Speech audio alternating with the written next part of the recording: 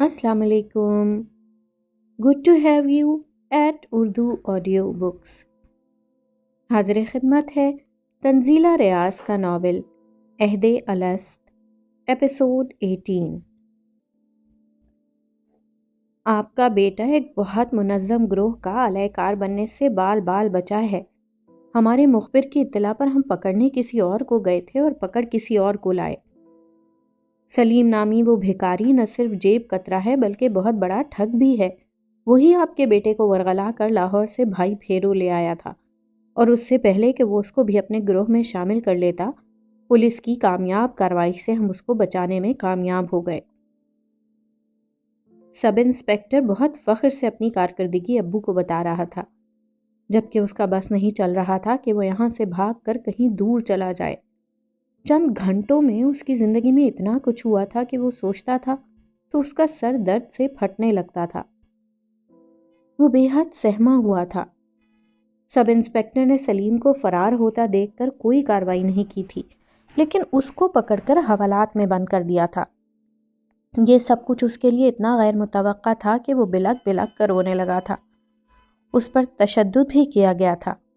फिर न जाने कैसे सब इंस्पेक्टर को उस पर तरस आ गया था। उसी ने उसका फ़ोन नंबर लेकर उसके अब्बू को लाहौर से बुलवाया था और अब वो एक बोसीदा कुर्सी पर अब्बू के साथ बैठा सब इंस्पेक्टर की बातें सुन रहा था। अब्बू के आ जाने से उसे बेपनाह तहफ़्फ़ुज़ का एहसास हुआ था। उन्होंने उसे हस्बे मामूल गले नहीं लगाया था, लेकिन वो चेहरे से परेशान लग रहे थे। उनको परेशान देखकर वो मज़ीद शर्मिंदा हो गया था। मैंने अभी ऊपर इत्तला नहीं दी। मैं जानता हूँ कि आप शरीफ लोग हैं। पुलिस केस हैंडल करना आप लोगों के लिए मरने के मुतरादिफ है, इसलिए मैंने आपको फ़ौरन फ़ोन करवा दिया जी। मैं चाहता था कि मामला तरीक़े सलीक़े से निमट जाए। आप पूछ लें अपने बेटे से, हमने उसे एक भी थप्पड़ नहीं मारा। आप तसल्ली कर लें। मुझे भले इंसान लगते हैं आप, मैं समझ सकता हूँ कि आपके लिए ये सब कुछ किस कदर परेशान कुन है। अपनी मूँछों को बल देते हुए सब इंस्पेक्टर उसके अब्बू को तसल्ली दे रहा था। उसने अब्बू की जानिब नज़र उठाकर देखा। उनकी नज़र में भी लम्हा भर के लिए उसकी तरफ उठी थीं। क्या नहीं था उनकी नज़रों में? उसने अपनी रीढ़ की हड्डी में एक सर्द लहर को उतरते हुए महसूस किया। उनका लहजा बेहद सर्द मोहरी लिए हुए था। आपकी मेहरबानी मोहतरम, अपना मुतालबा बताइए। सब इंस्पेक्टर से बात करते हुए भी उनका चेहरा सर्द मोहरी लिए हुए था। आप खुद समझदार हैं जनाब। मैं मुंह से कहकर क्यों गुनाहगार बनूं? जो आपको मुनासिब लगे वो अता कर दीजिए। आपका बच्चा हो या हमारा, बात एक ही है।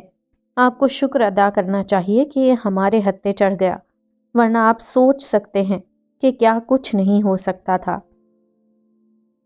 उसके अब्बू ने जेब से एक लिफाफा निकाल कर सब इंस्पेक्टर की टेबल पर ऐन उसके सामने रख दिया था। सब इंस्पेक्टर ने फौरन लिफाफा झपट कर अपनी टेबल की दराज में रख लिया। मुझे देखते ही अंदाज़ा हो गया था कि आप एक समझदार इंसान हैं। सब इंस्पेक्टर की लंतरानी उरूज पर थी। उसके अब्बू ने बेहद हक़ारत से उसको देखा और उठने का इशारा किया। ओए हवलदार, इन्हें बाहर तक छोड़ आओ। सब इंस्पेक्टर अपनी कुर्सी पर लुढ़कते हुए बोला था। मैंने कभी उसूलों से इन्हिराफ नहीं किया, कभी ऐसा कोई काम नहीं किया जिसके लिए मुझे किसी की गलत बात बर्दाश्त करनी पड़ी हो। पछताने के लिए कभी मेरे पास एक ज़र्रा भी नहीं रहा।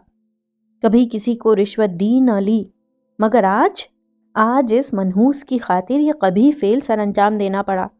काश ये पैदा होते ही मर जाता, कम से कम आज का दिन तो ना देखना पड़ता। ये होती है औलाद और ये होते हैं इसके करतूत। ऐसी औलाद से बेहतर है इंसान बे औलाद मर जाए।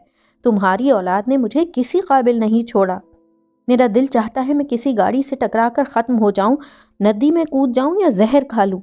इसे कहो मेरे सामने से दफ़ा हो जाए। मेरे दिल में इसके लिए कोई गुंजाइश नहीं रही। उसके अब्बू उसकी अम्मी के सामने बाआवाज़े बुलंद अपने गुस्से का इजहार कर रहे थे। उसकी बहन दरवाजे के अक़ब में दुबकी खड़ी थी, जबकि वो अब्बू के सामने सर झुकाए खड़ा था। वो 24 घंटों बाद घर आया था और आते ही वो कटहरे में खड़ा हो गया था। अब्बू ने भाई फीरो से لاہور تک کے راستے میں اسے کچھ نہیں کہا تھا، مگر وہ اس سے مخاطب بھی نہیں ہوئے تھے۔ گھر میں داخل ہوتے ہی انہوں نے اونچی آواز میں چلانا شروع کر دیا تھا۔ امی کی اتنی ہمت بھی نہیں ہوئی تھی کہ وہ اسے گلے لگا لیتی، مگر ان کی آنکھیں دیکھ کر پتہ چلتا تھا کہ وہ بہت زیادہ روتی رہی ہیں۔ اسے بے پناہ پچھتاوے کا احساس ہوا تھا۔ ابو کی باتوں نے اس کے احساس جرم میں اضافہ کیا تھا۔ اسے خود سے بے پناہ نفرت محسوس ہوئی تھی۔ وہ دنیا کا برا ترین بیٹا تھا۔ مجھے معاف کر دیں ابو، مجھ سے غلطی ہوئی، میں دوبارہ ایسا نہیں کروں گا، آپ پلیز مجھے معاف کر دیں۔ وہ ان کے قدموں میں بیٹھنا چاہتا تھا، لیکن ابو نے اسے ٹھوکر مار دی تھی۔ غلطی؟ یہ غلطی تھی؟ یہ گناہ تھا، اور جسے گناہ کی عادت پڑ جائے اسے معاف کر دینا ایک بہت بڑا گناہ ہے۔ میں تمہاری شکل دیکھنا چاہتا ہوں، نہ تم سے بات کرنا چاہتا ہوں۔ تم آج سے یہ بات نوٹ کر لو، میں تمہارے لیے مر چکا ہوں، میرا تم سے کوئی واسطہ، کوئی تعلق نہیں۔ وہ ہمیشہ اسے دھتکارتے آئے تھے۔ اس کی آنکھوں سے بھل بھل پانی بہنے لگا۔ ایسے مت کہیں ابو، مجھے معاف کر دیں، میں آپ کا بیٹا ہوں، ایسے مت کہیں ابو۔ اس نے ان کے آگے ہاتھ جوڑے تھے۔ اس کی امی نے بھی رونا شروع کر دیا تھا۔ اس کے ابو نفرت بھری نگاہ اس پر ڈال کر اپنے کمرے کی جانب چل دیے تھے۔ یہ پہلی بار تھا کہ اس کے ابو نے اس پر غلطی کے باوجود ہاتھ نہیں اٹھایا تھا، لیکن جو کچھ وہ کہہ کر گئے تھے وہ کسی بھی طرح ایک تماچے سے کم نہیں تھا۔ اس کے گال بنا تھپڑ کھائے دہکنے لگے تھے۔ اس کا سارا جسم جیسے آگ میں جل رہا تھا اور آنکھیں اشک بہا رہی تھیں۔ آگ پانی کے سنگم نے اس کے پورے وجود کو ہلا کر رکھ دیا تھا۔ اسے اپنا سر پھٹتا ہوا محسوس ہوا۔ کندھوں سے لے کر گردن اور سر کے پچھلے حصے کی رگیں جیسے تن کر تاریں بن گئی تھیں۔ درد کی افریت نے اسے جیسے پوری طرح جکڑا ہوا تھا۔ امی، امی! سر کو دونوں ہاتھوں سے تھامتے ہوئے اس نے انہیں پکارنا چاہا۔ اس سے بہتر تھا نور محمد تو مر جاتا۔ اس کی امی اس کی حالت سے بے خبر لاچاری سے بولی تھی۔ ہوش سے بے ہوشی کے سفر میں اس نے یہی آخری جملہ سنا تھا۔ اس کے حواس بالکل ساتھ چھوڑ گئے تھے۔ مرنا اور کیا ہوتا ہے؟ وہ مر ہی تو گیا تھا۔ مرنا اور کیا ہوتا ہے احمد معروف؟ میں واقعی مر گیا تھا۔ نور محمد نے آستین سے آنکھیں صاف کی تھیں۔ وہ ہچکیوں کے ساتھ رو رہا تھا۔ یہ پہلی بار تھا کہ اس نے اپنے بارے میں زبان کھولی تھی، اپنے بارے میں اپنے منہ سے کسی کو بتایا تھا۔ سارے زخم جیسے ہرے ہو گئے تھے۔ گال پہ امی کا وہ لمس جیسے ابھی تازہ تھا۔ احمد معروف نے اس کے زخموں کو ادھیڑ ڈالا تھا۔ وہ بلا وجہ تو بیزار نہیں ہوا تھا اس دنیا سے۔ وہ جان بوجھ کر تو تارک الدنیا نہیں ہوا تھا۔ کتنے اسباب تھے اس کے دل میں مدفن جو اس کی اس حالت کے ذمہ دار تھے۔ وہ جیسے تھک گیا تھا۔ اس نے احمد معروف کو سب بتا دیا تھا۔ اور آپ مرے ہوئے شخص کو بتاتے ہیں کہ دنیا کی قیمت ہے، اہمیت ہے، ضرورت ہے۔ وہ اتنا رو رہا تھا کہ اس کے منہ سے نکلنے والے الفاظ بھی سمجھ میں نہیں آتے تھے۔ احمد معروف کا دل بوجھل ہونے لگا تھا۔ اس نے بہت سے الفاظ جمع کیے تھے۔ وہ نور محمد کو مطمئن کرنے کے لیے مکمل تیاری کے ساتھ آیا تھا، مگر اس کی آہوزاری نے جیسے اس کے اپنے زخموں پہ موجود سخت کھرنڈوں کو کھرچ ڈالا تھا۔ وہ خود اس لمحے جیسے ایک مشکل ساعت کی گرفت میں تھا۔ اس کا اپنا دل قطرہ قطرہ سسک رہا تھا، بلک رہا تھا۔ وہاں بھی بہت سے راز دفن تھے، بہت سے انکہے لفظ تھے، لیکن وہ کسی کو بتا نہیں سکتا تھا، کسی سے کہہ نہیں سکتا تھا، سو اس نے اپنے سب الفاظ جمع کر لیے تھے۔ وہ میری زندگی کی بری راتوں میں سے ایک رات تھی۔ میں کب سے بستر پر لیٹا تھا، لیکن نیند میری آنکھوں سے کوسوں دور تھی۔ ایک عجیب سی بیزاری تھی جو مجھے اندر ہی اندر لاحق تھی۔ ٹیا کی باتوں نے نہ صرف مجھے دکھی کیا تھا بلکہ غصہ بھی دلایا تھا۔ غصہ مجھے اپنے آپ پر آیا تھا۔ میں اتنا احمق کیسے ہو گیا تھا کہ اس کے کہنے پر کتابیں کچرے میں پھینک دیں، اور جس کی بنا پر اسے دوبارہ یہ موقع مل گیا کہ وہ جتا سکے کہ میں وفادار نہیں ہوں۔ اسی لیے میرا دل اتنی شدت سے چاہ رہا تھا کہ میں اپنی زندگی کو ریوائنڈ کر کے عین اسی لمحے جا روکوں جب میں نے کتابیں ضائع کرنے کے لیے کچرے میں پھینک دی تھیں۔ مجھے بے شک اس بات سے اتفاق بالکل نہیں تھا کہ ہماری خوراک ہماری اچھائیوں یا کجیوں کی ذمہ دار ہو سکتی ہے، لیکن اس کی یہ بات مجھے 100% درست لگی تھی کہ اپنی لگن یا شوق سے کسی دوسرے انسان کی خاطر دستبردار ہو جانا دراصل غداری ہے۔ اس نے بہرحال مجھے غدار ثابت کر ڈالا تھا، اور میں اس کے ساتھ وفا نبھانے کے شوق میں اتنا مرا جا رہا تھا کہ مجھ سے حماقتیں سرزد ہو رہی تھیں۔ یہ تھی میرے اندر کی وہ بھڑاس جو مجھے کروٹیں بدلنے پر مجبور کر رہی تھی۔ میں بائیں ہاتھ سے کام کرنے کا عادی تھا اور مجھے نیند بھی بائیں کروٹ پر جلدی آتی تھی، لیکن اس رات مجھے بائیں کروٹ بھی نیند کی منت سماجت کرنی پڑ رہی تھی۔ مجھے ٹیا کی فلسفی پر اعتراض نہیں تھا۔ وہ جو سوچتی تھی، جو کرنا چاہتی تھی، یہ اس کا حق تھا، اس کا اپنا فیصلہ تھا۔ اسے جو کھانا تھا یا جو نہیں کھانا تھا، یہ اس کی اپنی پسند تھی۔ میں اس پر معترض نہیں تھا۔ مجھے کوئی حق نہیں تھا کہ میں کوئی اعتراض کرتا، لیکن مجھے اس بات پر بہت بے دلی اور اکتاہٹ محسوس ہو رہی تھی کہ اس نے مجھے میرے ایک اقدام سے ایک بار پھر وہ ثابت کر ڈالا تھا جو میں قطعاً نہیں تھا۔ اور سونے پہ سہاگا یہ ہوا کہ گھر آتے ہی مہمانوں کی آمد کی اطلاع ملی تھی۔ کوہو نے مجھے بتایا تھا کہ اگلے ہفتے عوف بن سلمان آ رہا تھا۔ عوف بن سلمان کا تعلق سعودی عرب سے تھا۔ اس سے میری پہلی ملاقات الریاض میں ان کے گھر پر ہوئی تھی، جہاں بطور خاص میرے گرینڈ پیرنٹس کو مدعو کیا گیا تھا۔ یہ کافی سال پہلے کی بات ہے۔ عوف بن سلمان کا تعلق کافی امیر کبیر خاندان سے تھا۔ وہ کوئی شہزادہ تو نہیں تھا، مگر ان کا رہن سہن کسی شاہی خاندان کے رہن سہن کو مات دینے کے لیے کافی تھا۔ ہمارے خاندانوں کے درمیان پہلے کوئی دوستی نہیں تھی۔ دوستانہ تعلقات بہت بعد میں استوار ہوئے۔ دراصل گرینڈ پا نے اپنی وفات سے قبل اپنے ایک مسلمان سعودی دوست کی پارٹنرشپ میں ایک ڈسٹریبیوٹنگ کمپنی کھولی تھی۔ یہ کمپنی خلیجی ریاستوں کو اشیاء خوردونوش ایکسپورٹ کرتی تھی۔ گرینڈ پا نے جب بزنس کا دائرہ بڑھا کر سعودی عرب کو بھی ایکسپورٹ شروع کی تو عوف بن سلمان کے والد نے ان کی بہت مدد کی تھی۔ وہ خود بھی گرینڈ پا کے بڑے کسٹمرز میں سے ایک تھے۔ ان کے درمیان کاروباری تعلقات آہستہ آہستہ دوستانہ روابط میں بدل گئے تھے۔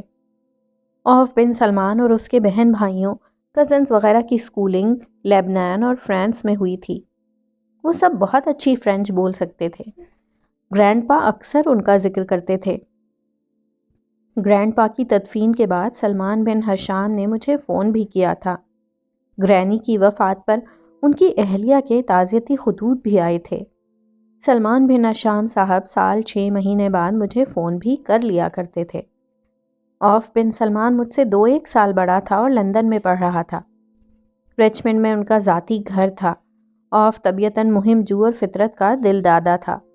وہ اچھا فوٹوگرافر تھا اور اسے ویک فیلڈ بالعموم اور ہمارا وسیع و عریض فارم ہاؤس بالخصوص بہت پسند آیا تھا۔ اس نے نہ جانے کیسے خود کو میرا دوست فرض کر لیا تھا۔ وہ مجھے فون بھی کرتا تھا اور اس کے پوسٹ کارڈ بھی موصول ہوتے رہتے تھے۔ یہاں تک تو سب ٹھیک تھا، لیکن اس کا ہر 2 مہینے بعد مجھ سے ملنے آنا مجھے ہضم نہیں ہوتا تھا۔ میں انسانوں سے بڑا بیزار رہنے والا انسان تھا، اور عوف بن سلمان جیسے انسان کے ساتھ وقت گزارنا تو بہت مشکل تھا۔ حالانکہ وہ ایک مقناطیسی شخصیت کا مالک تھا۔ قد کاٹ کے معاملے میں اسے اوپر والے نے بہت نوازا تھا۔ باسکٹ بال کے متعلق اس کی معلومات حیرت انگیز تھیں۔ وہ ایسے کپڑے پہنتا تھا جو اس کی شخصیت کے سحر کو کئی گنا بڑھا دیتے تھے، اور پرفیومری کا ایسا ذخیرہ اور اس کا بے دریغ استعمال اسے سچ مچ کا شہزادہ ثابت کرتے تھے۔ اس کی طبیعت میں بھی شاہانہ انداز جھلکتا تھا۔ خود پسندی اور غرور اس کی عادات میں کوٹ کوٹ کر بھری تھیں، جبکہ مجھے وہ بے حد ناپسند تھا، اور وہ خود کو میرا دوست کہتا تھا۔ اسی لیے اس کی آمد کا سن کر میرا مزاج مزید خراب ہونے لگا تھا، کیونکہ مجھے زندگی میں خوشامد نہ کبھی آئی تھی اور نہ کبھی بھائی تھی۔ میں اکتا کر اپنی جگہ سے اٹھ کر بیٹھ گیا۔ میرے سینے پر بوجھ بڑھ رہا تھا۔ مجھے بچپن میں پڑھی ہوئی وہ ایک داستان یاد آئی جس میں ایک شخص کسی شہزادے کے خوفناک حیت والے کانوں سے واقف ہو کر اپنے دل کی بھڑاس ایک گڑھے میں نکال دیتا ہے اور پرسکون ہو جاتا ہے۔ دراصل ہم سب کو ایک ایسے ہی گڑھے کی ضرورت پڑتی رہتی ہے جسے ہم اگلدان کی طرح استعمال کر کے خود ہلکے پھلکے ہو سکیں۔ میں نے بھی ایک ایسا گڑھا ڈھونڈ لیا ہوا تھا۔ میں نے کاغذ قلم تھام لیا۔ میرے سینے کا بوجھ جب بھی بڑھ جاتا میں اپنے اسی گڑھے کو دراز سے نکال لیا کرتا تھا۔ تمہاری کوئی گرل فرینڈ ہے؟ ٹیا نے فرینچ فرائز کا قطلہ گارلک ساس میں بھگو کر میری جانب بڑھایا۔ ہم ایک اوپن ایئر کیفیٹیریا میں بیٹھے تھے۔ موسم میں بڑی میٹھی سی حدت تھی جو بھلی معلوم ہوتی تھی۔ اس حدت سے بھی زیادہ مٹھاس اس لمحے مجھے ٹیا کی ادا میں محسوس ہوئی۔ ساری خفگی جیسے برف کی طرح پگھل کر پانی بن گئی تھی۔ میں نے وہ قطلہ پکڑنا چاہا تو اس نے نفی میں گردن ہلاتے ہوئے اسے مجھے دینے سے انکار کر دیا۔ وہ چاہتی تھی کہ میں وہ قطلہ اس کے ہاتھ سے کھاؤں۔ میں نے اس پر قربان ہوتے ہوئے قطلے کا آدھا ٹکڑا دانتوں سے کاٹ لیا تھا۔ بقیہ بچ جانے والے حصے کو اس نے اپنے منہ میں رکھ لیا۔ ٹیا میں نہ جانے کیا کشش محسوس ہوتی تھی، لیکن ایک بات حتمی تھی کہ میرا ہر عہد اس کے معاملے میں تاش کے پتوں کا محل ثابت ہوتا تھا۔ میں اس سے دور رہ سکتا تھا نہ خفا۔ اس نے فون کر کے بس مجھے ملنے کے لیے کہا تھا اور میں اس کی ساری دل دکھانے والی باتیں بھول کر کاٹ کے الو کی طرح اس کے سامنے بیٹھا تھا۔ کبھی کبھی کاٹ کا الو بننے میں بھی کتنا سرور آتا ہے، یہ صرف محبت کرنے والا دل جان سکتا ہے۔ میں بھول گیا کہ اس نے مجھے گزشتہ بار غدار کہا تھا۔ میں بھول گیا تھا کہ اس کی وجہ سے میں ٹھیک سے سو نہیں پایا تھا۔ میں نے پوچھا تھا تمہاری کوئی گرل فرینڈ ہے؟ اس نے اپنا سوال دہرایا۔ اس کی آنکھوں پر سن گلاسز تھے لیکن ان میں شرارت کا عکس واضح محسوس ہوتا تھا۔ تمہارا کیا خیال ہے اس بارے میں؟ مسکراتے ہوئے اس سے پوچھا۔ میرا خیال ہے تمہاری کوئی گرل فرینڈ نہیں ہے۔ یہ تمہاری رائے ہے یا اندازہ؟ میں نے ایک اور سوال پوچھا۔ رائے نہ اندازہ، یہ میرا یقین ہے، وہ سابقہ انداز میں بولی اور پھر اس نے جوس کا ایک سپ بھرا اور مجھے بولنے کا موقع دیے بغیر گویا ہوئی۔ زندگی کی جتنی بھی اچھی چیزیں ہیں نا، ان کے متعلق تمہارا جواب کرسمس کے درجہ حرارت کی طرح ہوتا ہے، یعنی ہمیشہ منفی۔ اس کے چہرے پر شرارت نہیں تھی لیکن میں نے خود ہی فرض کر لیا کہ وہ یہ بات مذاق میں کہہ رہی ہے۔ محبت میں ہمیشہ ایسا ہی ہوتا ہے، محبوب کی آدھی باتیں تو ہماری خود ساختہ ہوتی ہیں۔ اب ایسی بات بھی نہیں ہے، تم مجھے انڈر ایسٹیمیٹ کر رہی ہو۔ میں نے مسکراتے ہوئے کہا اور فرینچ فرائز کا ایک ٹکڑا بغیر ساس لگائے منہ میں رکھا۔ مجھے لہسن کی یہ ساس ناپسند تھی۔ اچھا؟ اس نے استہزائیہ انداز میں کہا، پھر ٹیبل پر جھکتے ہوئے میرے ذرا قریب ہوتے ہوئے پوچھنے لگی، تم نے کبھی ڈرائیونگ کی ہے؟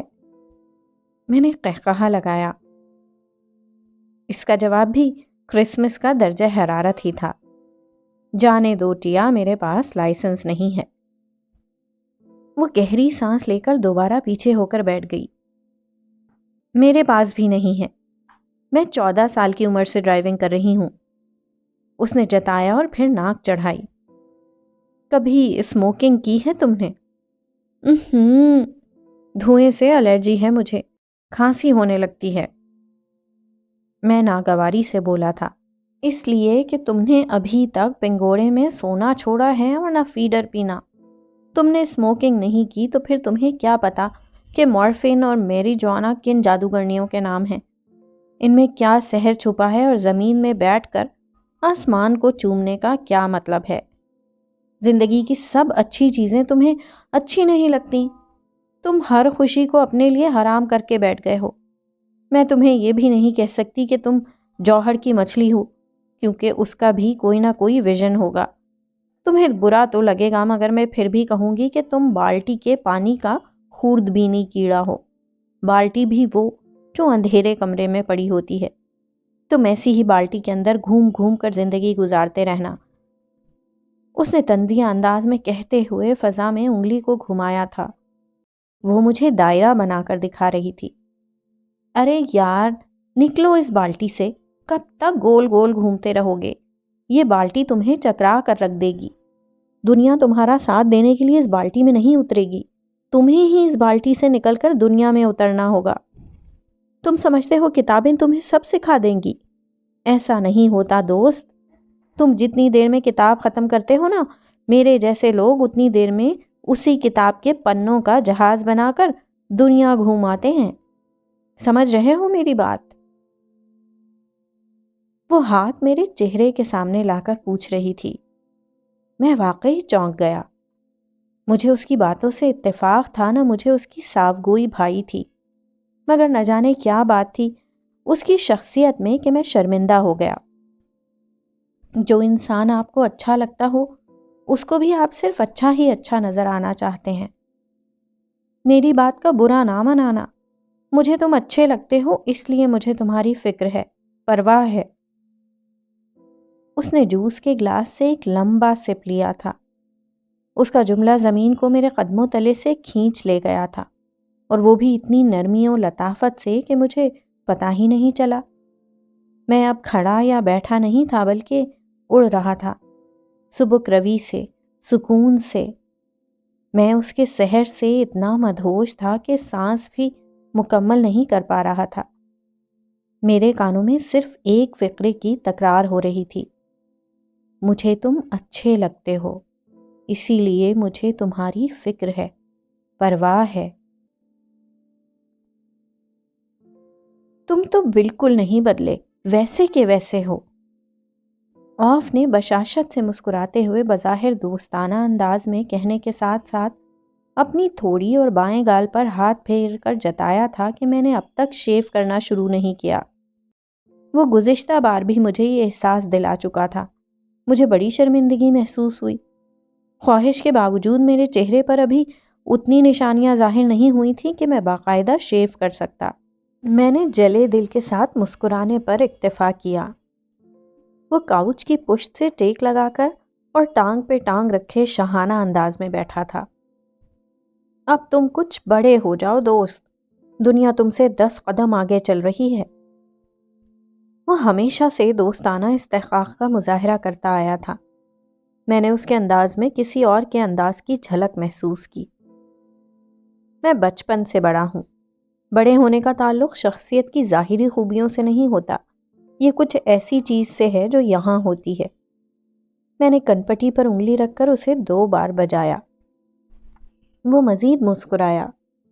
مجھے اس کی مسکراہٹ زہر لگی۔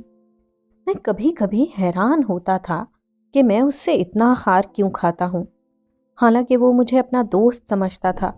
وہ میرے لیے بہت سے تحائف لایا تھا اور اس کے انداز میں اپنائیت بھی تھی۔ وہ رات کو پہنچا تھا اور اب صبح ہو چکی تھی۔ میں جان بوجھ کر اس کی آمد کے 14 گھنٹے بعد اس سے مل رہا تھا۔ وہ شاور لے کر آیا تھا اور اس نے ڈھیلا ڈھالا ٹراؤزر شرٹ پہنا ہوا تھا جو یقیناً کسی مشہور برانڈ کا تھا۔ اس کے بال سلیقے سے جمے تھے اور زبردست قسم کے فرانسیسی ایوڈی ٹوائلٹ کی مہک آس پاس بکھری ہوئی تھی۔ چہرے پر ہلکی داڑھی بڑھا لینے کے باعث اس کا چہرہ مزید بھرا بھرا لگنے لگا تھا۔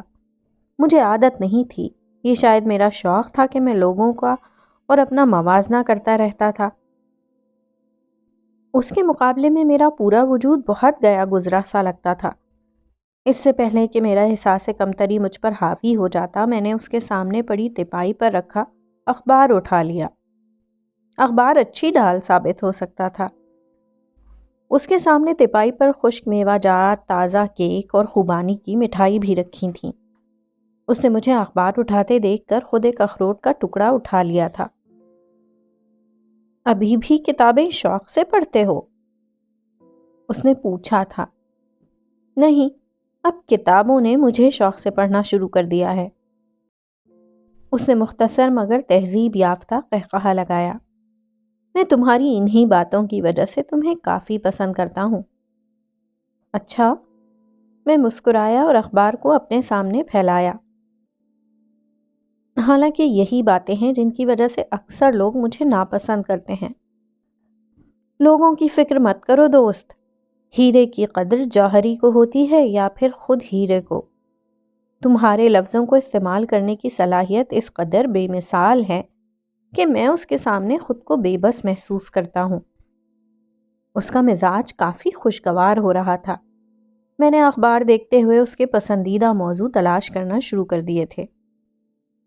تمہاری فوٹوگرافی کیسی چل رہی ہے؟ زبردست، میں تمہیں دکھاؤں گا اپنا کام، تم میرا کیمرہ ورک دیکھ کر حیران رہ جاؤ گے۔ کیمرے کی آنکھ اس قدر طلسماتی ہوتی ہے کہ انسان اس کے سحر سے نکل نہیں سکتا۔ یہ ایک الگ ہی دنیا ہے، ایک الگ زاویہ۔ اس نے محبت بھری نظروں سے اپنے ساتھ والی نشست کی جانب دیکھا جہاں اس کا کیمرہ پڑا تھا۔ یہ کیمرہ ہمیشہ اس کے ساتھ ہوتا تھا۔ اس کے کیمرے کو بھی شاید اسی شاہی پروٹوکول کی عادت سی پڑ گئی ہوئی تھی۔ مجھے حیران کرنے کی ضرورت نہیں، مجھے فوٹوگرافی پسند نہیں۔ زندگی کی سب اچھی چیزوں کو دشمن بنا رکھا ہے تم نے۔ اس میں تمہارا قصور نہیں دوست، یہ تمہاری کم علمی ہے۔ اکثر کم فہم لوگوں کو فوٹوگرافی ناپسند ہوتی ہے۔ اس نے کیمرہ ہاتھ میں پکڑ لیا تھا۔ مجھے اس کی بات پر ہنسی آئی، اس لیے نہیں کہ اس کی بات مجھے اچھی لگی تھی، بلکہ اس لیے کہ مجھے اس نے ٹیا کی یاد دلا دی تھی۔ ٹیا بھی تو میرے بارے میں یہی رائے رکھتی تھی۔ فوٹوگرافی کو ناپسند کرنا اگر کم فہمی ہے تو مجھے اپنی اس خوبی پر فخر ہے۔ میں نے اخبار میں گم ہونے کی اداکاری کرتے ہوئے کہا تھا۔ وہ اپنے کیمرے کے عدسے کو گھما رہا تھا۔ ہر چیز ہر شخص کے لیے نہیں ہوتی۔ شیر گوشت کھاتا ہے اور گدھا گھاس کھاتا ہے۔ شیر گھاس نہیں کھا سکتا اور گدھے کو گوشت میں لذت محسوس نہیں ہوتی۔ یہ کم علمی، کم فہمی نہیں، یا شباب، یہ بدقسمتی ہے۔ اب اس پر فخر محسوس کرنے مت لگ جانا۔ وہ کیمرے کو آنکھ سے لگا کر لینس ایڈجسٹ کرنے لگا تھا۔ میں اخبار کے آخری حصے میں پہنچ گیا تھا جہاں سیاسی تبصرے تھے۔ میں چونکہ عوف بن سلمان کے ساتھ باتوں میں بھی مصروف تھا، اس لیے یکسوئی سے نہیں پڑھ پا رہا تھا۔ یہ فوٹوگرافی ہے یا کچی عمر کی پہلی محبت؟ اتنی حقیقت تو محبت میں ہی ہوتی ہے۔ میں مسکرا رہا تھا۔ اس نے آنکھیں پھیلائیں۔ میرے لیے فوٹوگرافی محبت بھی ہے اور عقیدت بھی۔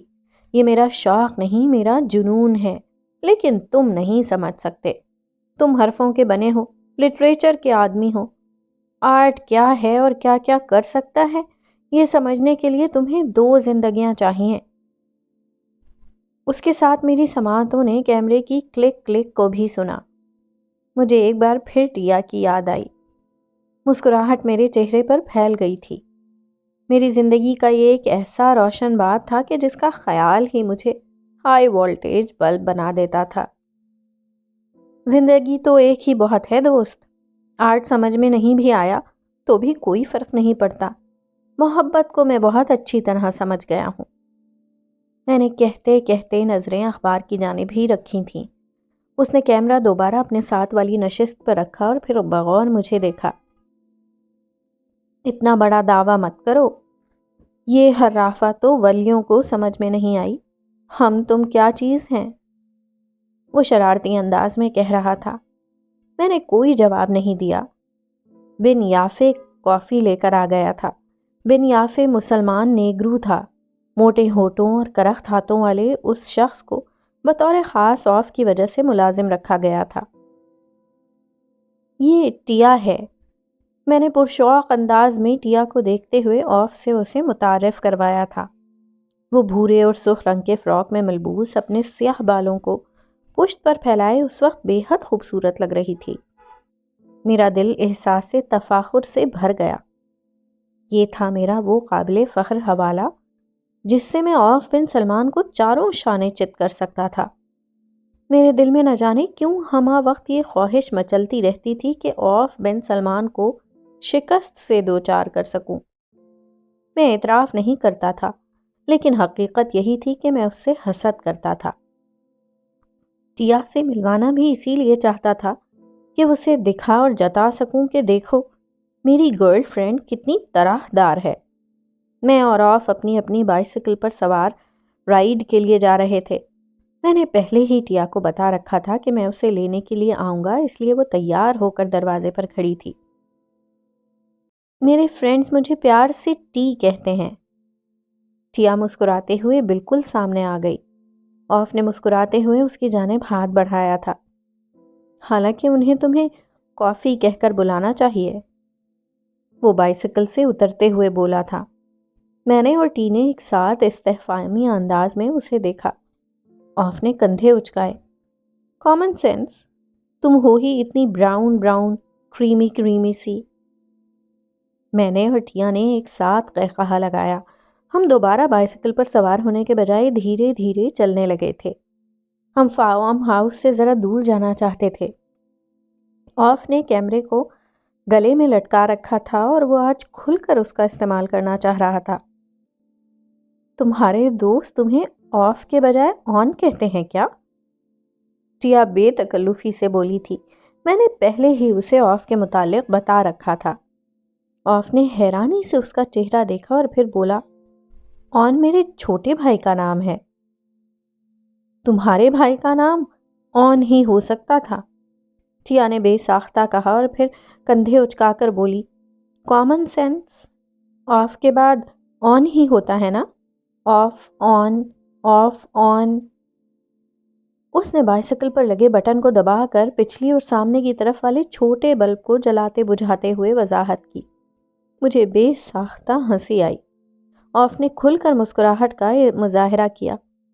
میرا دل چاہا میں ٹیا کو باہوں میں بھر کر گول گول گھماتے ہوئے 3-4 چکر دے ڈالوں۔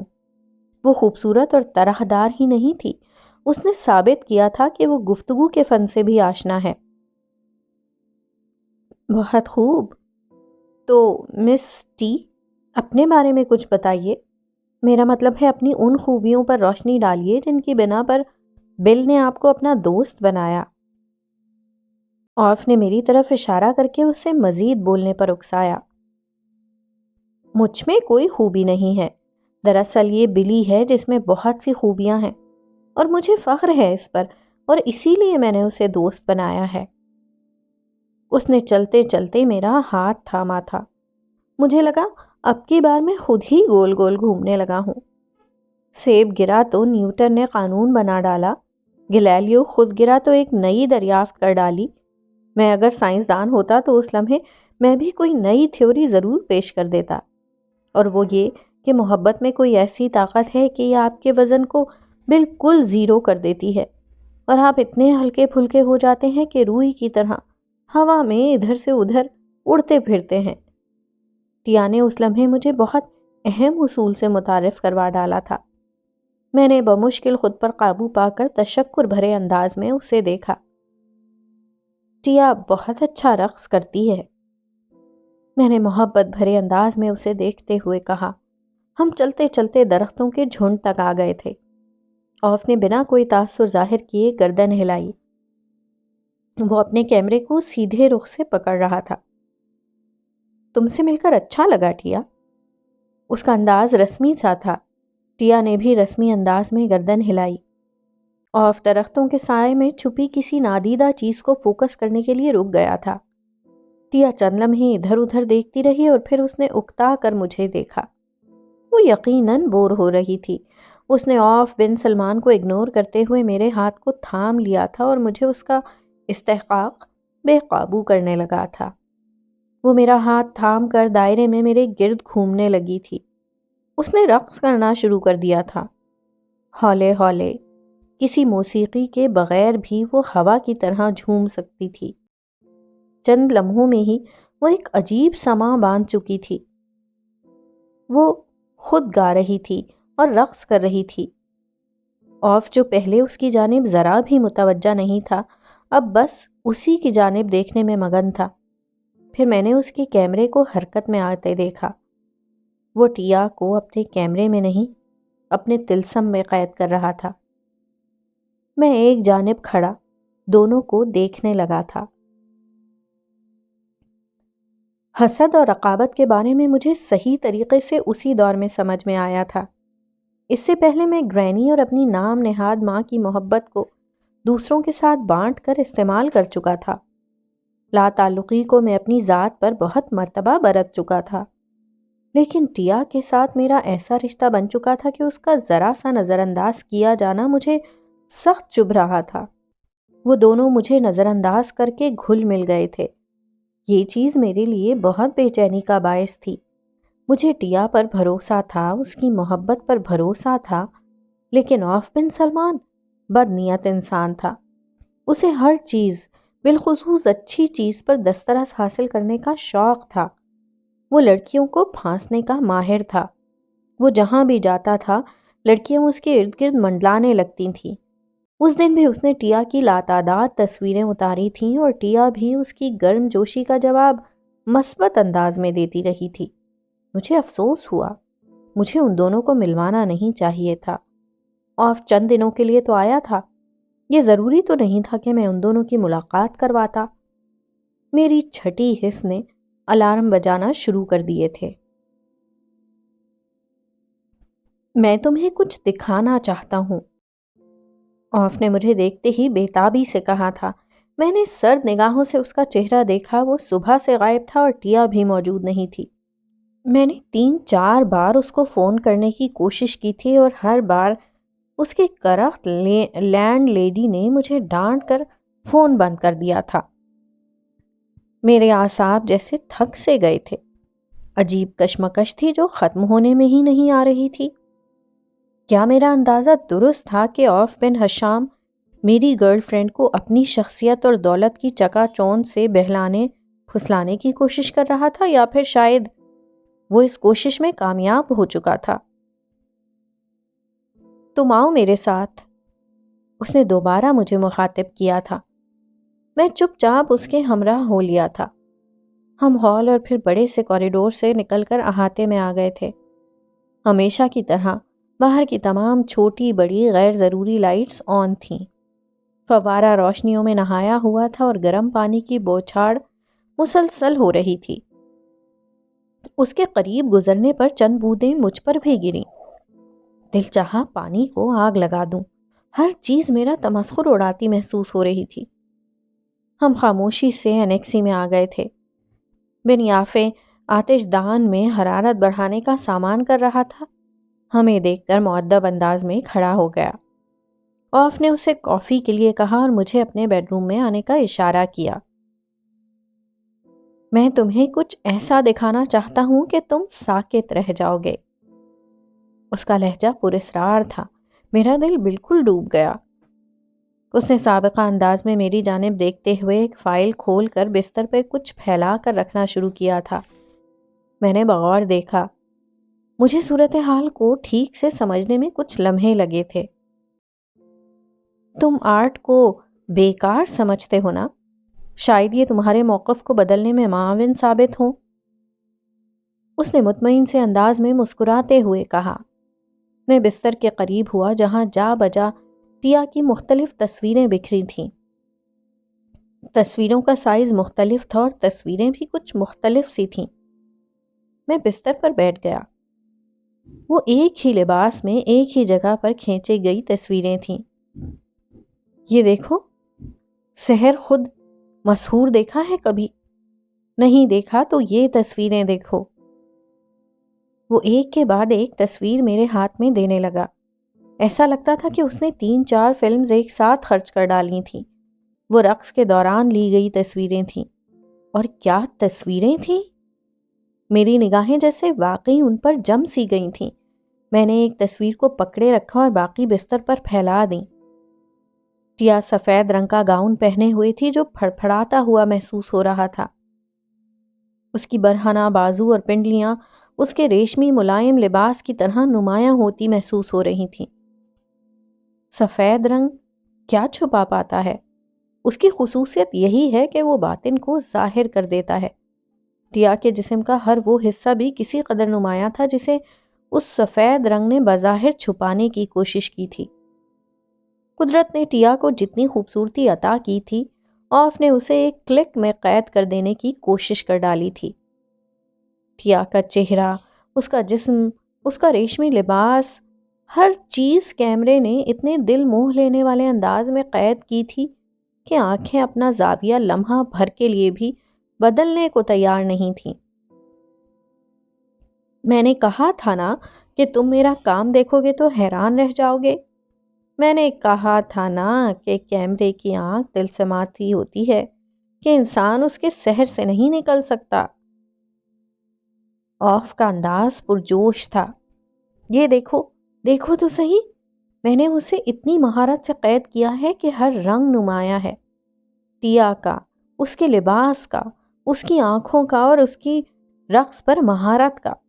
اس کا چہرہ دیکھو، اس کے تاثرات دیکھو، وہ مسکراتے ہوئے رونے لگی ہے یا روتے روتے مسکرا دی ہے۔ اس کی آنکھوں میں جو نمی نمایاں ہے وہ غم کے آنسوؤں کی ہے یا خوشی کے آنسوؤں کی۔ کیمرہ ورک میرے دوست، کیمرہ ورک۔ وہ بے پناہ خوش تھا۔ میرے ہاتھوں میں اس کی تھمائی ہوئی تصویریں لرزنے لگی تھیں۔ ٹیا کہیں سے بھی ٹیا نہیں لگ رہی تھی، وہ کوئی دیوی تھی۔ اس لباس میں نہ جانے کیا تھا کہ ٹیا ملبوس ہونے کے باوجود بے لباس محسوس ہوتی تھی۔ سفید گاؤن نے کیا کیا واضح کر دیا تھا۔ میں نے سینے میں قید اپنی سانس کو بہت ہمت سے آزاد کیا تھا۔ مجھ پر ایک طلسم طاری ہو رہا تھا، اس لیے نہیں کہ ٹیا ان تصویروں میں بہت خوبصورت لگ رہی تھی، بلکہ اس لیے کہ ٹیا کا یہ روپ میں نے کئی بار اپنے خوابوں میں دیکھا تھا۔ اس کے چہرے کے مسکراتے تاثرات بند آنکھوں کے ساتھ میں نے لاتعداد بار دیکھے تھے۔ آف کا کیمرہ کیا جادو کر چکا تھا، وہ میرے خواب کو مجسم میرے سامنے پیش کر رہا تھا۔ ٹیا بہت باکمال اور منفرد ہے، میں نے سرسراتی ہوئی آواز میں کہا تھا۔ آف نے میرے ہاتھ سے تصویریں پکڑ لیں اور انہیں بستر پر ترتیب سے پھیلا کر رکھنے لگا۔ ٹیا باکمال یا منفرد نہیں ہے، اسے جس آرٹ فارم پر مہارت حاصل ہے نا، وہ یقیناً باکمال اور منفرد ہے۔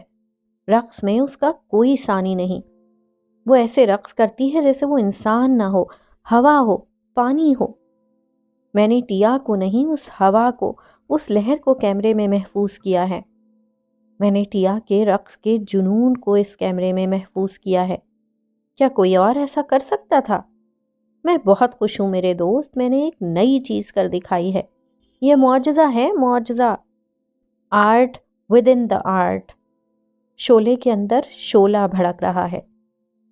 میرے ہنر نے ٹیا کے ہنر سے مل کر کیا تخلیق کر ڈالا ہے۔ میرا جنون اس کے جنون سے باہم مل گیا ہے اور نتیجتاً یہ تصویریں تمہارے سامنے ہیں، یہ کسی بھی انسان کے ہوش اڑا سکتی ہیں۔ اس نے ایک تیسری تصویر تصویروں کے پلندے سے نکال کر مجھے پکڑا دی تھی۔ وہی ٹیا، وہی بے لباسی کا موجب لباس، وہی قاتلانہ آنکھیں اور وہی کب کبھی طاری کرتا اس کا گداز جسم، چہرے پر فاتحانہ مسکراہٹ۔ میں نے تصویر سے نظریں ہٹا کر لمحہ بھر کے لیے آف کو دیکھا۔ وہ ابھی بھی تصویروں کو ترتیب سے بستر پر رکھ رہا تھا۔ اس کی آنکھیں کسی سحر کے اثر میں محسوس ہوتی تھیں۔ مجھے جھٹکا سا لگا، کیا جو میری کیفیت تھی وہی کیفیت آف پر بھی طاری تھی؟ میں نے بے دل ہو کر وہ تصویریں بیڈ پر رکھ دیں۔ کچھ ایسا تھا جو مجھے اچھا نہیں لگا تھا۔ مجھے امید ہے کہ اب تم یہ کہنے کے قابل نہیں ہو کہ تمہیں آرٹ میں دلچسپی نہیں ہے۔ تمہیں اندازہ ہو گیا ہوگا کہ آرٹ کا طلسم ہوتا کیا ہے۔ یہ صرف آرٹ نہیں ہے، یہ سائنس ہے، جادو ہے، کرشمہ ہے۔ مٹی سے گندھا جسم بیک وقت آگ، پانی اور ہوا بن جاتا ہے، اور میرا ہنر ان چاروں حالتوں کو ایک ساتھ قید کر لیتا ہے۔ کمال ہے یار، کمال۔ وہ تصویروں کو دیکھ دیکھ کر قربان ہوا جا رہا تھا۔ میرا دل چاہا کہ اس کی آنکھیں نوچ لوں جو چندھیائی ہوئی محسوس ہوتی تھیں۔ اس دوران بن یافع دستک دے کر اندر چلا آیا تھا۔ اس کے ہاتھ میں کافی کی ٹرے تھی۔ اس نے دبے پاؤں آگے آ کر ٹرے میرے آگے رکھ دی تھی۔ میں نے مگ اٹھا لیا۔ وہ میری طرف سے ہو کر بیڈ کے دوسری جانب گیا تھا اور اس نے آف کی جانب ٹرے کی تھی تاکہ وہ اپنا مگ اٹھا سکے۔ مجھے یہ سوچ کر برا لگا کہ وہ بھی ٹیا کی تصویروں کو دیکھے گا۔ میری نظروں کا محور اب بن یافع تھا۔ اس نے اپنا ٹرے والا ہاتھ آف کے ہاتھ سے 1 انچ بھی نہیں سرکایا تھا جب تک اس نے اپنا مگ اٹھا نہیں لیا۔ وہ چونکہ تصویروں میں مگن تھا، اس لیے میری نسبت اس نے مگ اٹھانے میں کچھ دیر کر دی تھی۔ بن یافے نے صرف ایک بار بستر پر رکھی تصویروں کو دیکھا اور پھر میں نے اس کی آنکھوں کو پھیلتے دیکھا۔ مجھے بے حد حیرت ہوئی۔ میں نے بن یافے کی آنکھوں میں پہلے تحیر، پھر ناپسندیدگی اور آخر میں تعصب کو ابھرتے دیکھا۔ ایک نظر ڈالنے پر اس کی آنکھیں 3 طرح کے تاثرات سے دوچار ہوئی تھیں، اور ان میں سے کوئی تاثر بھی وہ نہیں تھا جو میری یا آف کی آنکھوں میں ان تصویروں کو دیکھ کر ابھرا تھا۔ اسی ایک لمحے میں نے بن یافے کو کچھ بڑبڑاتے دیکھا۔ وہ خالی ٹرے لے کر واپس چلا گیا تھا، جبکہ میں خود خالی سا ہو کر وہیں بیٹھا رہا تھا۔